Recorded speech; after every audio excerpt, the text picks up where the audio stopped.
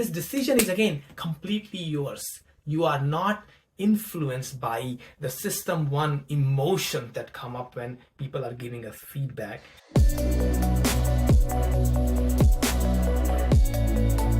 Hello there, this is Yogi. I am a career and life coach, and I help people with developing self-trust, having difficult conversations, and helping people connect and engage in different ways than they're used to, and keeping focus on the long term on a day-to-day basis. Let us talk about how to receive feedback well. Receiving feedback from other people so that we improve in the best possible way. A lot of times people resist to the feedback because the feedback can be harsh, feedback might not be right, and feedback has some nuances that other people are just not getting. There are a lot of problems with the feedback. So people have a hard time listening to feedback and really digesting it well.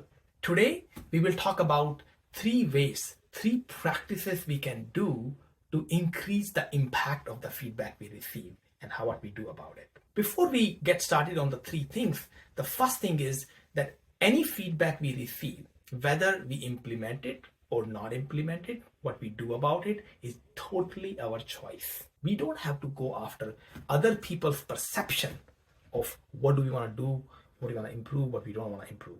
So this is totally our choice to do something about the feedback if we want to do it. That releases us from the emotionality of the feedback. And we want to practice that mindset shift. How to do that mindset shift is outside the scope of this video. I'm happy to talk with you if you want to discuss that in a deeper conversation. But let's go into 3 things we want to do to improve the impact of feedback on us.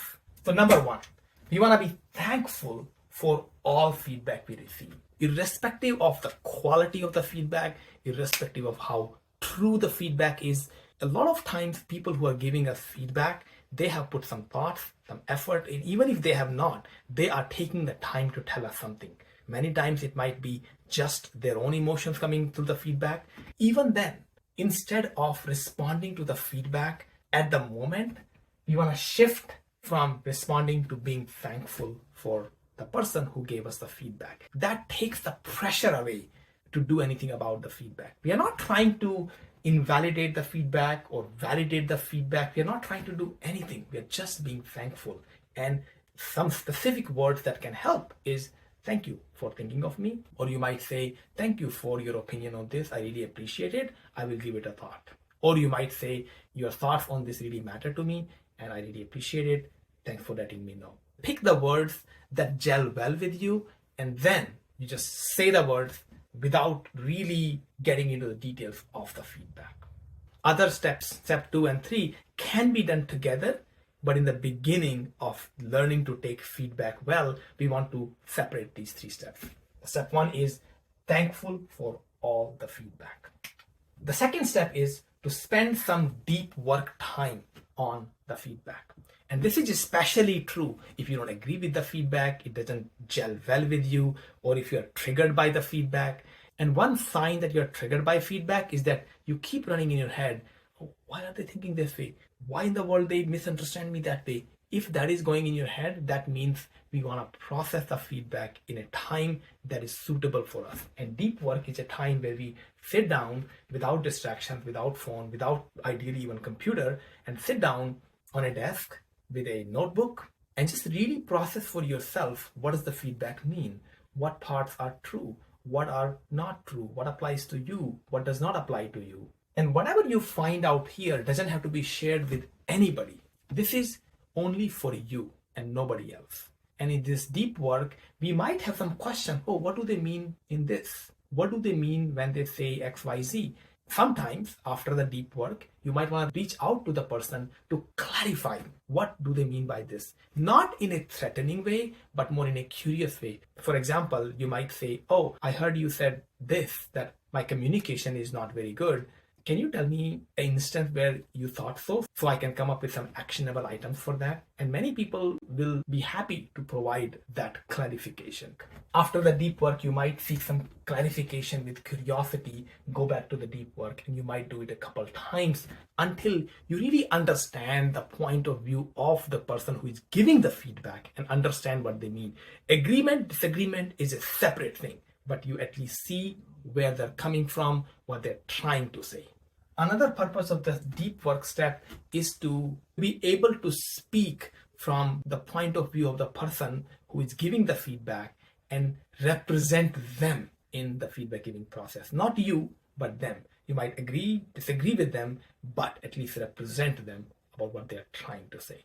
And the third and the final step to receiving feedback well is to decide what part of the feedback applies to you, what are you going to do about it, and optionally communicate your decision to the person giving the feedback to you. And this decision is again completely yours. You are not influenced by the system one emotions that come up when people are giving us feedback. We are deciding what to act on based on the deep work we have done. We have engaged the system two in the second step, and now we are responding from the system two more cognitive, more rational side of us. And we can decide what to do, what not to do.